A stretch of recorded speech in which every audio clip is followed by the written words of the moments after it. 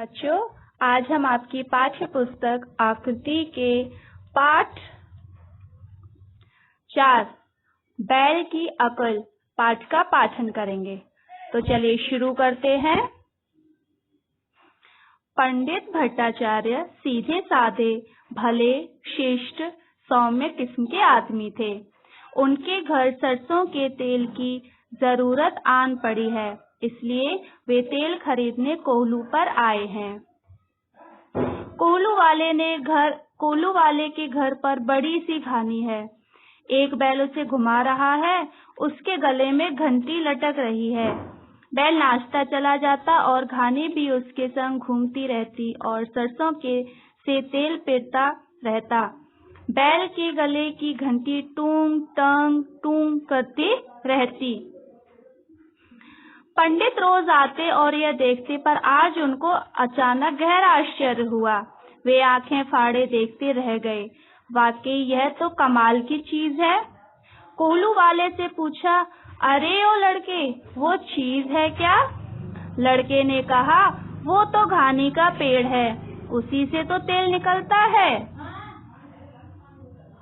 पंडित ने सोचा, ये भी कोई बात हुई। आम के पेड़ में आम होता है, जामुन के पेड़ में जामुन और घानी के पेड़ में भला तेल क्यों? उन्होंने कोल्हू वाले से फिर पूछा, घानी का कोई फल तो होता होगा? कोल्हू वाले ने आश्चर्य से पूछा, क्या मतलब? पंडित चोटी को सहलाते हुए सोचने लगे कि शायद उनका सवाल ठीक नहीं था, लेकिन इसमें क्या झोल है, ये भी वो समझ न पाए। थोड़ी देर चुप रहकर बोले, तेल कैसा होता है? कोल्हू वाले ने कहा, वहाँ सरसों के बीज रखते हैं, सरसों के बीज पर दबाव पड़ता है और उससे तेल निकलता है। पंडित यह सुनकर बहुत खुश हुए। सिर हिलाते डुलाते हुए, चोटी को नाचते हुए खुशी से बोले, अच्छा, अब तो समझा, तेल पीसने का यंत्र। कोल्हू वाले से तेल लेकर पंडित अभी घर लौटने ही वाले थे कि उनके मन में एक और सवाल आ धमका। बैल के गले में घंटी क्यों डाली है? उन्होंने पुकारा, ओ कोल्हू वाले के लड़के, वो तो सब समझ गया, पर ये बैल के गले में घंटी लटकाने का क्या मतलब? क्या उससे भी तेल निकालने में कोई मदद मिलती है? उसने कहा, हर वक्त तो बैल पर नजर नहीं रख सकते हैं, इसलिए उसके गले में घंटी बांध के रखी है। जब तक घंटी बजती रहती है तो समझ जाते हैं कि बैल चल रहा है। जैसे ही बैल रुकता है कि घंटी की आवाज आनी बंद हो जाती है, तो उसे फिर से दौड़ाने के लिए मैं आ जाता हूँ। पंडित ने ऐसी अद्भुत करामात और कहीं नहीं देखी थी। घर जाते जाते वह बस इसी बात को सोचते जा रहे थे, कोल्हू वाले ने भी क्या तरकीब निकाली है। उस बेचारे बैल की तो खैर नहीं। जैसे ही वह रुकेगा कि घंटी बजना बंद हो जाएगी और उसी वक्त कोल्हू वाले का लड़का उसे भगाने चला आएगा। सोचते सोचते अचानक उन्हें सूझा, अच्छा, अगर वो बैल एक ही जगह खड़ा रहकर सिर्फ सिर हिलाता रहे तो भी घंटी बजती रहेगी। फिर कोल्हू वाले के लड़के को कैसे पता चलेगा कि बैल चल रहा है कि खड़ा हो गया है? पंडित जी को भारी चिंता हुई।